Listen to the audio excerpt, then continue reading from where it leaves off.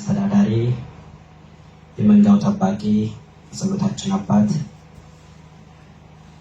የተከበራችሁ አይንተ እግዚአብሔር ካህናት፣ ወንድሞቼ ዲያቆናት፣ የቤተ ክርስቲያን የስስት ልጆች የሆናችሁ የሰንበት ትምህርት ቤት አባላት፣ የእግዚአብሔርን ማዳን ናፍቃችሁ ሰላምን ፈልጋችሁ ፍቅርን ሽታችሁ ወደ ቅድስት ቤተ ክርስቲያን ለንስሐ ለለቅሶ ልባችሁን አፍሳችሁ ማረን ራራልን ለማለት ከስክሳችሁ የመጣችሁ የእግዚአብሔር ቤተሰቦች፣ የእናታችን የእመቤታችን የቅድስት ድንግል ማርያም የቃል ኪዳን ልጆች፣ የቅዱሳን መላእክት፣ የጻድቃን የሰማዕታት ወዳጆች፣ ባለሟሎች ሁላችሁም በልዑል እግዚአብሔር ፍጹም ሰላም እንደምን አመሻችሁ፣ እንደምን ቆያችሁ፣ እንደምን ሰነበታችሁ። አሜን። አምላካችን ልዑል እግዚአብሔር ሳይገባን እንደተገባን አድርጎ በኃጢአትና በበደል ባለቀች ዕድሜያችን ላይ ይህችን ቀን ለንስሐ ጨምሮ የሰጠን የአባቶቻችን አምላክ ልዑል እግዚአብሔር ስሙ ለዘላለም የተመሰገነ ይሁን። ወደ አምላክ መድረሻ ድልድያችን፣ መነጋገሪያ ቋንቋችን፣ በታወቀው ሰላም ጸጥታችን፣ ስናዝን መጽናኛችን፣ ስንደክም ብርታታችን የሆነች የማይቻለውን የቻለች የማይጸነሰውን የጸነሰች ወይንኬ አልቦም ወይን አልቆባቸዋል ብላ የዶኪማስን ጓዳ የመላች የበላይ ሰብ እመቤት እኔና እናንተን ለማማለድ በልጇ ፊት ዘወትር ቆማ የምታማልደን የወርቅ መሰላላችን የደህንነታችን መጀመሪያ የቀደሙ አባቶቻችን ከሞት ወደ ሕይወት የተሸጋገሩባት የሕይወት ድልድይ እመብርሃን ወላዲተ አምላክ ድንግል ማርያም እናታችን ስለማይነገር ስጦታዋ ሁሉ ስሟ የተመሰገነ ይሁን። ቅዱሳን መላእክት፣ ጻድቃን፣ ሰማዕታት እንደየክብራቸውና እንደየማይረጋቸው የተወደዱና የተወደሱ ይሁኑልን። የመጽናናት ዘመን እንድትመጣላችሁ አስቀድሞም ለእናንተ የመረጠውን ኢየሱስ ክርስቶስን እንዲልክላችሁ ኃጢአታችሁ ይደመሰስ ዘንድ ንስሐ ግቡ። የሐዋርያት ሥራ ምዕራፍ 3 ቁጥር 19 ኃጢአታችሁ ይደመሰስ ዘንድ ንስሐ ግቡ። ይህንን ቃል የተናገረው ሊቀ ሐዋርያት ቅዱስ ጴጥሮስ ነው። እንደሚታወቀው አሁን የምንገኝበት ወቅት የሱባኤ ወቅት ነው። አሁን የምንገኝበት ወቅት የምህላ ወቅት ነው። አሁን የምንገኝበት የለቅሶ ወቅት ነው። አሁን የምንገኝበት እንባችንን የምናፈስበት ማረን ራራልን ይቅር በለን እዘንልን እያልን እግዚአብሔርን ደጅ የምንጠናበት የተወደደ የተለየ ወቅት ነው። የእግዚአብሔር ልጆች መጽናናት ያስፈልገናል፣ እረፍት ያስፈልገናል፣ ሰላም ያስፈልገናል፣ እፎይ ማለት ያስፈልገናል። ይህንን ስላችሁ እንዲሁ መጽሐፍ ቅዱስ ላይ ስለተጻፈ ብቻ መጽሐፍ ቅዱስ ላይ ስላለ ብቻ ጥቅሱን መርጠን አውጥተን ልንማማረው ብቻ አይደለም። የእግዚአብሔር ልጆች መጽናናት ከኛ ከራቀ ምን ያህል ጊዜ ሆኖናል? ሰላም ከኛ ዘንድ ከራቀ ምን ያህል ጊዜ ሆኖናል? አንድነት ከኛ መሃል ከተለየች፣ ፍቅራችን ከቀዘቀዘች፣ እርስ በእርሳችን የጎሪጥ መተያየት ከጀመርን፣ እርስ በእርሳችን መገዳደል ከጀመርን፣ አንዱ አንዱን እያፈናቀለ፣ አንዱ አንዱን እያሳደደ፣ አንዱ ለአንዱ ሰይፍን እየሳለ የስጋትና የጭንቀትን ኑሮ መኖር ከጀመርን ምን ያህል ጊዜ ሆኖናል? እናውቀው ይሆን ክርስቲያኖች? ምናልባት ዛሬ እኔና እናንተ በዚህ ሰላም በሚሸትባት አካባቢና ሀገር ላይ እንኖር ይሆናል። ወገኖቻችንስ? ቤተሰቦቻችንስ? ዘመዶቻችንስ? ኢትዮጵያውያኑስ በምን አይነት ሁኔታ ውስጥ ነው የምንገኘው?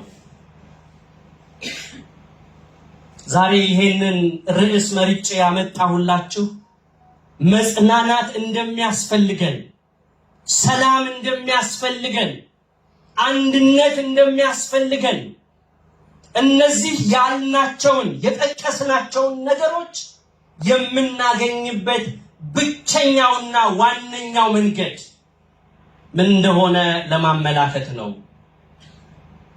ለነቢያት፣ ለሐዋርያት፣ ለአባቶቻችን ጥበብን ሚስጥርን ገልጦ ያስተማረ አምላካችን እግዚአብሔር በኔ ላይ አድሮ እንዲያስተምር ለእናንተ ደግሞ የምትሰሙበት ጆሮ ብቻ ሳይሆን የምታስተውሉበት እዝነ ልቦና ልክ እንደ ልድያ እንዲከፍትላችሁ ቅዱስና መልካም ፈቃዱ ይሆንልን። አሁን የምንገኘው በአብይ ጾም ላይ ነው። በታላቁ አብይ ጾም ላይ ታላቁ አብይ ጾም። ጾም ማለት ግን ምንድነው? ምን ማለት ነው? የእውነት የጾም ትርጉሙ ገብቶናል? ጾም ማለት ምን ማለት እንደሆነ አጣጥመነዋል? እኔና እናንተ እኮ ዛሬ እየጾምን ያለነው ጾም የልምድ ጾም ነው። ጠዋት እንነሳለን፣ ሻወር እንወስዳለን፣ በተለምዶ የምናነበንባት ጸሎት አለች። አነብንበን ወደ ስራ እንሄዳለን። በስራ ቦታ ስንራኮት፣ ስንጣላ፣ ስናማ፣ ኃጢአትን ስንሰራ ይህ ነው የማይባሉ ነገሮችን ስናደርጉለን ሰዓት ጠብቀን መተን ሰዓት እያየን ማዕድ እንቆርሳለን። በቃ ከዚህ ያለፈ ነገር የለውም። ጾም ማለት ግን ምን ማለት ነው? እንኳን አይደለም 55 ቀን ይቅርና በ3 ቀን ጾም ጸሎት ሊነድ የነበረው እሳት፣ ያቃጥላቸው የነበረውን እሳት የነነዌ ሰዎች እንደመለሱ እኮ በታሪክ እናውቃለን። ታዲያ እኛ ላይ እየነደደ ያለውን ነገር ማጥፋት ለምን አቃተን? መመለስ ለምን አቃተን? ዛሬ እኮ ጠላቶቻችን ብለን የምንጠራቸው የሌላ ሀገር ዜጎች እኮ አይደሉም። ጎረቤቶቻችን እኮ አይደሉም። ዛሬ እኮ ጠላቶቻችን ናቸው ብለን የፈረጅናቸው ቀን እየቆጠርን ያለንላቸው የራሳችንን ሰዎች እኮ ነው። ዛሬ እኮ ባልና ሚስት እኮ ተጨካክነው እኮ ነው ያሉት። በዘረኝነት ምክንያት ትዳራቸውን የፈቱ የሉም። በዘረኝነት ምክንያት ዛሬ ቀን እየጠበቁ ያሉ የሉም። በዘረኝነት ምክንያት ቤተክርስቲያንን አንዲቷን አማናዊቷን ቀዳማዊቷን ጥንታዊቷን ሐዋርያዊቷን ዓለም አቀፋዊቷን ቤተክርስቲያን በግልፍተኝነት ብቻ በራስ ስሜት ብቻ ለኔ ከኔ በላይ በሚል ስሜት ብቻ ቤተክርስቲያኒቷን አልከፈሏትም።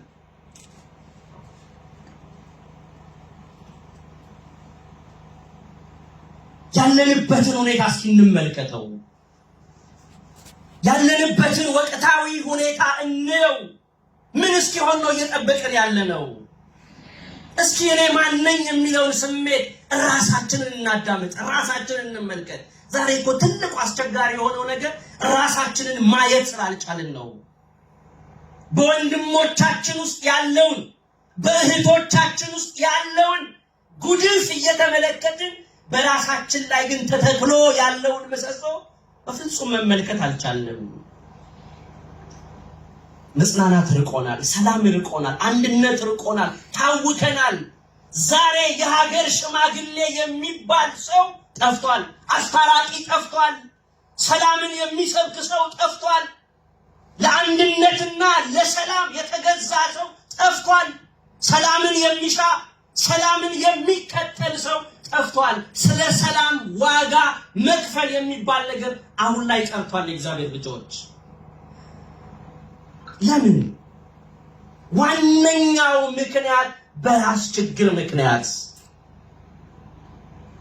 አሁን በምንጠራው በምናውቀው ቋንቋ ኢጎ በሚባል ችግር ምክንያት ባልሸነፍ ባይነት ይቅርታ ታላቅ ተራራ የምታክል ሆና ሳለ በጥቂት ጨለማ ከለናት። ክርስቲያኖች መጽናናት ያስፈልገናል። የመጽናናት ዘመን እንድትመጣላችሁ አስቀድሞ ለእናንተ የወሰነውን ኢየሱስ ክርስቶስን እንዲልክላችሁ ኃጢአታችሁ ይደመሰስ ዘንድ ንስሐ ግቡ ሲል ሐዋርያው ቅዱስ ጴጥሮስ በወቅቱ ቆመው ለሚከታተሉ ክርስቲያኖች ይህንን መልእክት ነገራቸው። ኃጢአታችን ይደመሰስ ዘንድ ንስሐ ገብተን እናውቃለን? ንስሐ ማለት ምን ማለት ነው? አሁን መዋዕለ ጾም ላይ ነው ያለነው። ስንቶቻችን ቅዱስ ሥጋውና ክቡር ደሙን እየተቀበልን ነው? መተን ማረን ራራልን እያልን እግዚአብሔርን ደጅ እየጠናነው ነው ያለነው። ጥሩ ነው፣ መልካም ነው።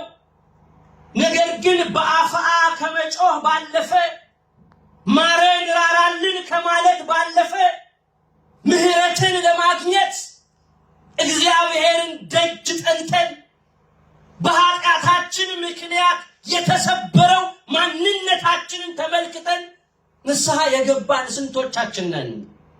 ስንቶቻችን ነን? እኔ አንዳንድ ጊዜ በእውነት እንዲሁ ሳስበው እኔን ጨምሮ ግራ ይገባኛል። ገና ክርስትናው ምን ማለት እንደሆነ ያልገባን በጣም ብዙ ሰዎች አለን። ክርስትና ማለት በክርክር ሜዳ የምትገለጽ አይደለችም።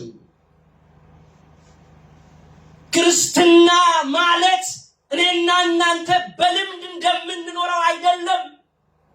ክርስትና ማለት ክርስቲያን ነኝ ማለት ብቻ አይደለም። የክርስቶስን ሥራ የክርስቲያንን ሥራ መስራት ያስፈልጋል።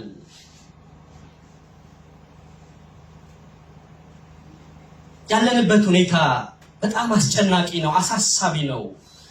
ይሄ የሆነበት ደግሞ ዋነኛ ምክንያት ልባችንን ለኃጢአት ስለከፈትን ነው።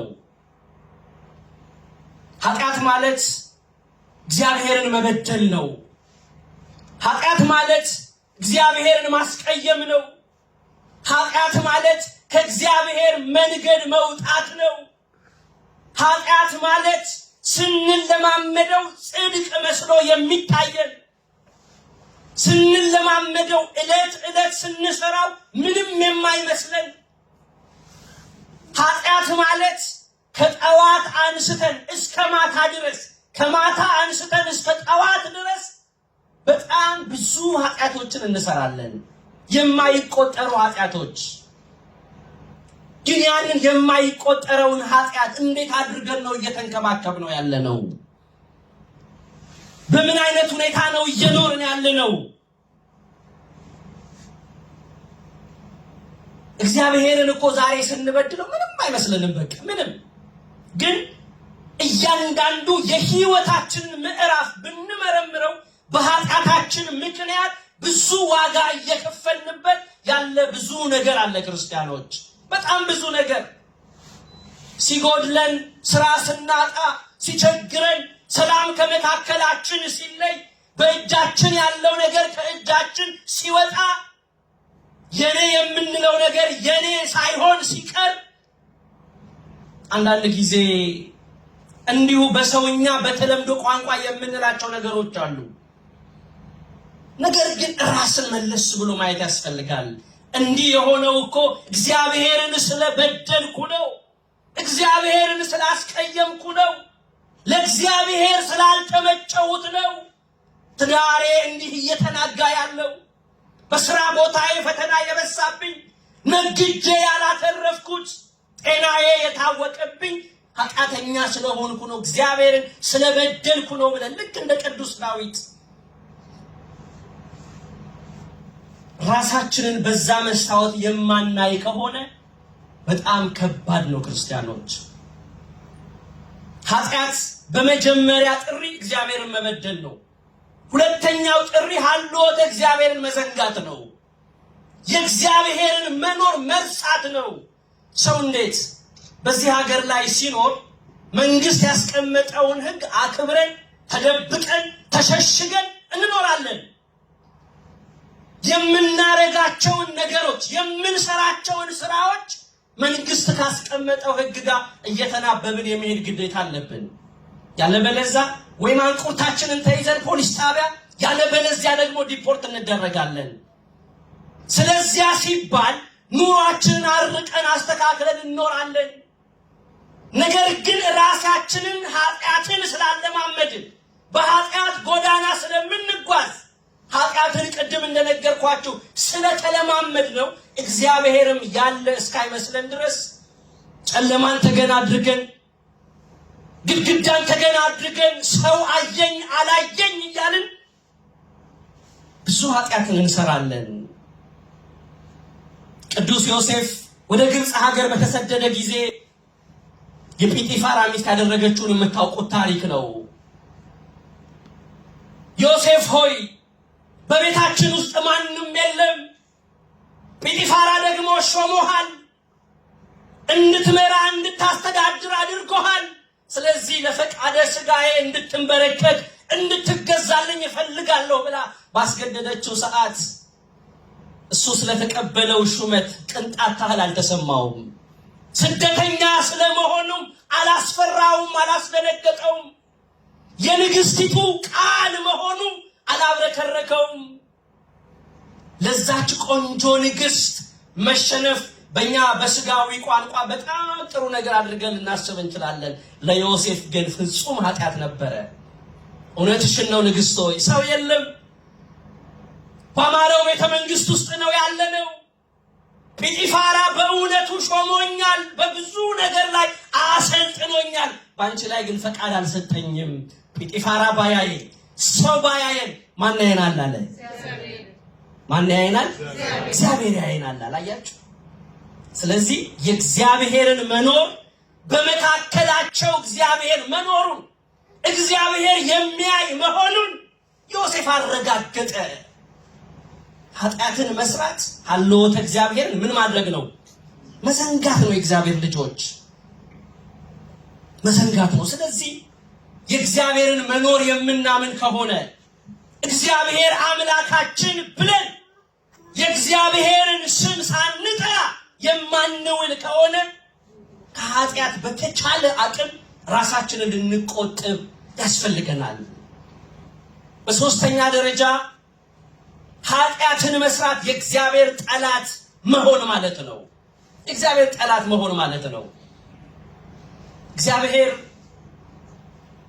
ኃጢአተኛን በፍጹም አይጠላም።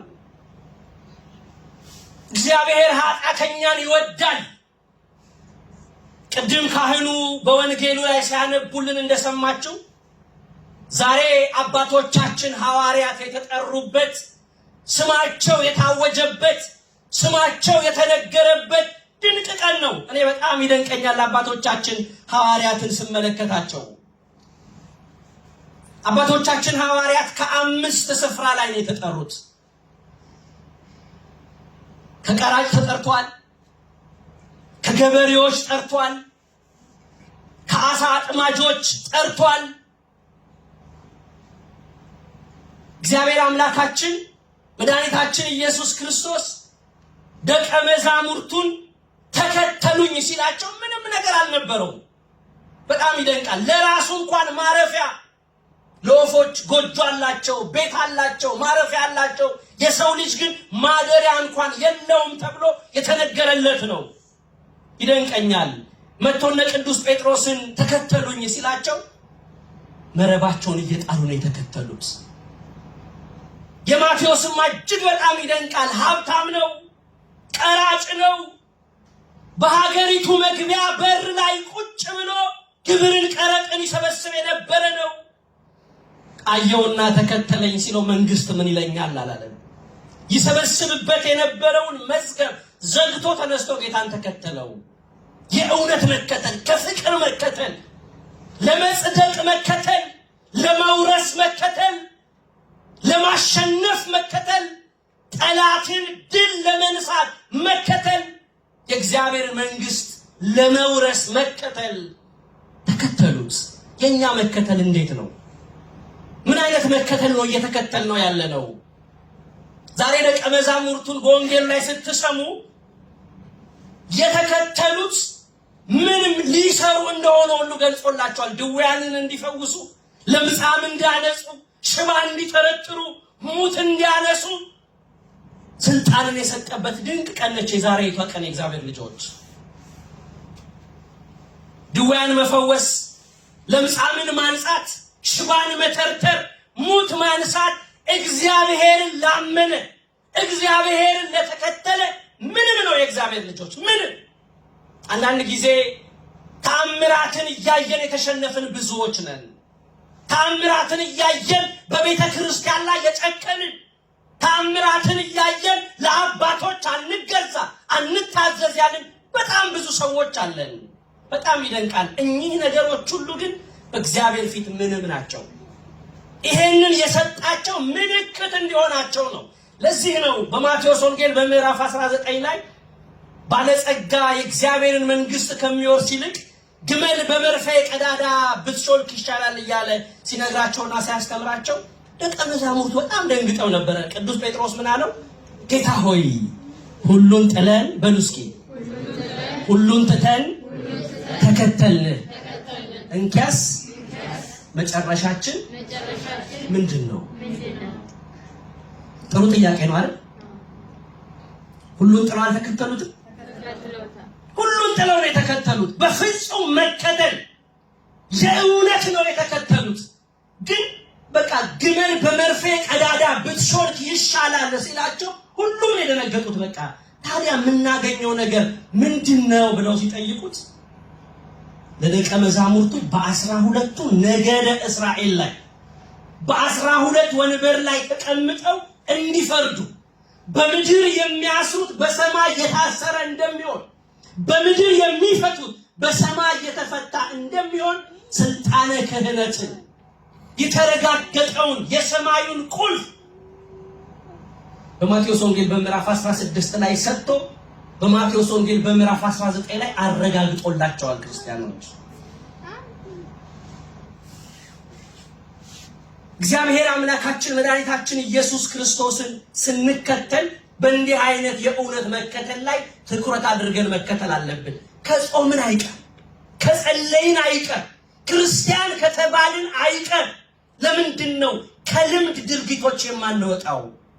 ዛሬ እኮ በሶሻል ሚዲያው ብትሄዱ እርስ በእርሳችን የምንባለው እኛ ክርስቲያኖች፣ የምንሰዳደበው እኛ ክርስቲያኖች፣ የተጨካከልነው እኛ ክርስቲያኖች፣ ሰይፍ የተማዘዝነው፣ ጥይት የምንተኳኮሰው፣ የምንገዳደለው፣ ሰሜናዊ፣ ደቡባዊ፣ ማዕከላዊ የተባባልን ሃይማኖታችንን እንኳን ለያይተን ከፋፍለን ቆመን ያለነው እኛ ነን። ታዲያ የመጾማችን፣ የመጸለያችን፣ የመስገዳችን፣ ማረን ራራልን የማለታችን ውጤቱ ፍጻሜው ምንድነው? እነዚህን ነገሮች መተግበር፣ ማስተካከል፣ ማረቅ የእውነት ክርስቲያኖች መሆን ካልቻልን ጥቅሙ ምንድነው? አብይ ጾም መጣ መጾም፣ ነነዌ መጣች መጾም፣ ረቡዕ ዓርብ መጾም፣ ሰኔ ጾም መጾም ምንድነው ጥቅሙ? እግዚአብሔር ልጆች እንዲህ ስላችሁ የምንጾምበትን አውድ እንድታስተካክሉ እያመላከትኳችሁ ነው። እንዲህ ስላችሁ ክርስትናችንን ያረጋገጡ ክርስቲያኖች እንድንሆን እያመላከትኳችሁ ነው። መጥምቀ መለኮት ቅዱስ ዮሐንስ የአብርሃም ልጆች ነን ብለው የሚታበዩትን እነዛን ፈሪሳውያን ሰዱቃውያንን ምንድን ያላቸው? በማቴዎስ ወንጌል ምዕራፍ 3 ላይ እንግዲህ ለንስሐ የሚገባ ፍሬን አድርጉ፣ አብርሃም አባት አለን እንደምትሉት አይደለም። እግዚአብሔር ከፈለገ ለአብርሃም ከነዚህ ድንጋዮች ልጆችን ሊያስነሳለት ይችላል። አብርሃም አባታችን ካላችሁ የማንን ስራ ስሩ? የማንን ስራ ስሩ? የአብርሃምን ስራ ስሩ። ስርወ ሃይማኖት የተባለውን የአባታችን የአብርሃምን እግዚአብሔርን ፈልጎ ያገኘውን የአብርሃምን ስራ ስሩ። ይሄ የተነገረላቸው አብርሃም አባት አለን ብለው ለታመኑት፣ አብርሃም አባት አለን ብለው ለታበዩት ሰዎች ነው። እኛ የማን ልጆች ነን? የማን ልጆች ነን? የእግዚአብሔር ልጆች ነን። የክርስቶስ ልጆች ነን። አባቶቻችን አብርሃምን ጨምሮ፣ ዳዊትን ጨምሮ፣ ይስሐቅን ጨምሮ፣ ያዕቆብን ጨምሮ፣ ነቢያትን ጨምሮ እግዚአብሔር ኢየሱስ ክርስቶስን ሊያዩት ወደዱ፣ ናፈቁ፣ ዘመናትን ሱባኤ ቆጠሩ። ነገር ግን ሊያዩት በፍጹም አልቻሉም። ችለዋል እንዴ? ችለዋል ወይ? ችለዋል ወይ? መልሱልኝ። አልቻሉም። ፈኑ እዴከ እምአርያም እያሉ ክንድህን ቀኝህን ላክልን፣ ተሸንፈናል፣ ወድቀናል፣ ተጎሳቁለናል እያሉ እያነቡ ነው የኖሩት። እነሱ ሊያዩት የተመኙትን እኛ አየነው። እነሱ ሊሰሙት የወደዱትን እኛ አየነው። ከእርሱ ጋር በላን ጠጣን።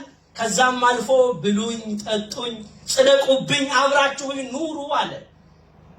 ታዲያ እንዴት የክርስቶስ ልጆች ልንባል እንችላለን? ሳንበላው ሳንጠጣው ንስሐ ሳንገባ ሳንቆርብ የእውነት ክርስቲያኖች ሆነን መመላለስ ሳንችል እንዴት የኢየሱስ ክርስቶስ ልጆች ነን ብለን ልንናገር እንችላለን?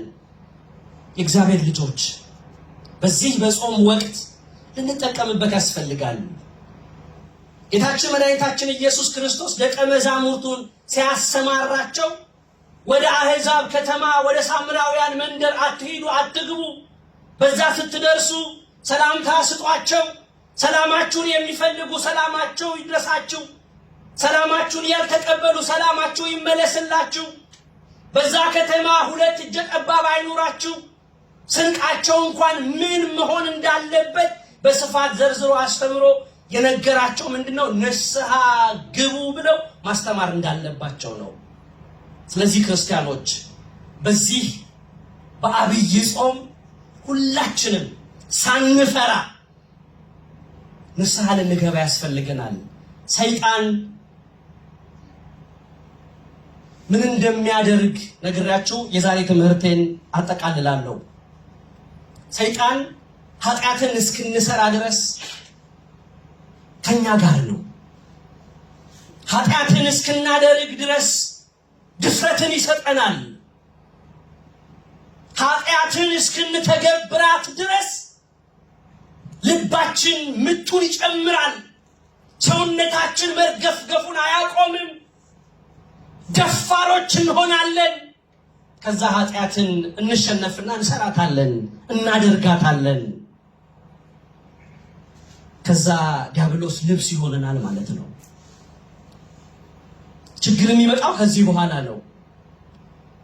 ደፍረን የሰራነውን ኃጢአት ዛሬ ስልጣነ ክህነት የተሰጣቸው አባቶቻችን ፊት መተን ንስሐ ለመግባት ግን አቅም እናጣለን። እንዴት ብለን ያንን ኃጢአት እንንገራቸው?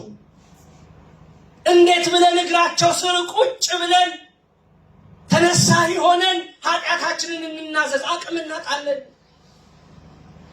ሰይጣንን ማሸነፍ የሚቻለው እዚህ ጋር ነው። ደፋር በመሆን በቃ እውነት ነው አባክነናል፣ እውነት ነው ኃጢአትን ሰርተናል፣ እውነት ነው የእግዚአብሔር ክብር ጎሎናል፣ እውነት ነው በጨለማ ውስጥ እየተመላለስን ነው። ሰይጣንን ድል የምንነሳው በድፍረት መጠን ደፍረን የሰራነውን ኃጢአት አባቶቻችን እግር ስር ቁጭ ብለን በመናገር ኃጢአታችንን እግዚአብሔር ያስተሰርይልናል። እግዚአብሔር ኃጢአታችንን ያስተሰርይልን። ንስሐ ለመግባት ስንቶቻችን ተዘጋጅተናል? ለመቁረብ ስንቶቻችን ተዘጋጅተናል? ስንቶቻችንስ እየቆረብን ነው? ስንቶቻችንስ በንስሐ ሕይወት እየተመላለስን ነው? ሁል ጊዜ እናስቀድሳለን። በንስሐ ውስጥ ያላችሁ ሰዎች ራሳችሁን ዝቅ ዝቅ አድርጉ ብሎ ዲያቆኑ ሲያውጅ ሁላችንም ድፈት እንላለን። በንስሐ ውስጥ እየኖርን ነው? ማንን ነው እያታለልን ያለ ነው? ያቺ የምንናፍቃት የመጽናናት ዘመን እንድትመጣልን የናፈቅነው መሲሐችን አዳኛችን ኢየሱስ ክርስቶስ ለክብር በሚመጣ ሰዓት እናንተ የአባቴ ብሩካን ዓለም ሳይፈጠር ያዘጋጀውላችሁን መንግስቴን ውረሱ የሚለውን የሕይወትን ቃል እንዲያሰማን የምትፈልጉ ከሆነ ኃጢአታችሁ እንዲደመሰስ ንስሐ መግባት ያስፈልጋል። በእውነት ልክ እንደጠፋው ልጅ ያባከነውን ጊዜ ረስተን ወደ አባታችን ቤት በድፍረት ተመልሰን እንደ ልጅህ እንኳን ልጠራ አይገባኝም እኔ በድያለሁ ብለን ከልባችን በማልቀስ በማንባት ዋይ ዋይ በማለት ራራልኝ በማለት የእውነት የንስሐን ሕይወት ልንለማመዳትና በዛች አውድ ላይ ልንመላለስ ያስፈልጋል። እንደዛ ከሆነ እውነቴን ነው የምላችሁ ታላቂቱ ሀገራችን በተለይ ደግሞ በዚህ በአብይ ጾም ከምሽቱ 3 ሰዓት ጀምሮ አባቶቻችን ደውለው ንኢ እያሉ መብርሃንን እየጠሩ መሐረነ አብ እያሉ ስብሐተ እግዚአብሔርን እያደረሱ ያለማቋረጥ ምህላ የሚያደርሱበት ወቅት ነው። ግን ሰላም የለም። በቃ ሁላችንም የምንጠብቀው የሆነች ደውል ነው፣ የሆነች ጥሪ ነው። ለሰላም ሳይሆን የምንጠብቃት አንድ ደውል አለች። ሁላችንም እግዚአብሔር የንስሐ ልብ ይስጠን። እግዚአብሔርን ወደን ወንድማችንን ወደን የእውነት ክርስቲያኖች ሆነን የምንኖር እግዚአብሔር ያድርገን። ስለ ኃጢአታችን ይሄን ያህል ካወራን ንስሐ ማለት ምን ማለት ነው? የንስሐ ህይወት ምን ይመስላል? በንስሐ መመላለስ ማለት ምን ማለት ነው? አንድ ተነሳሂ ወይንም ንስሐ የሚቀበል ሰው ከንስሐ አባቱ ጋር የሚኖረው ግንኙነት ምን ይመስላል የሚሉትን እንደ እግዚአብሔር ፈቃድ እንግዲህ በሚቀጥለው ሳምንት ተራችን ሲደርስ የምንቀጥለው ነው የሚሆነው። በርትታችሁ ከመጣችሁ ወደ ቅድስት ቤተ ክርስቲያን ተግታችሁ ከመጣችሁ ማረን ራራልን ለማለት ከመጣችሁ ንስሐ ገብታችሁ ቅዱስ ሥጋውና ክቡር ደሙን እንድትቀበሉ አደራ እላለሁ። እግዚአብሔር አምላካችን ሕይወታችንን ያማረ የተወደደ ያድርግልን።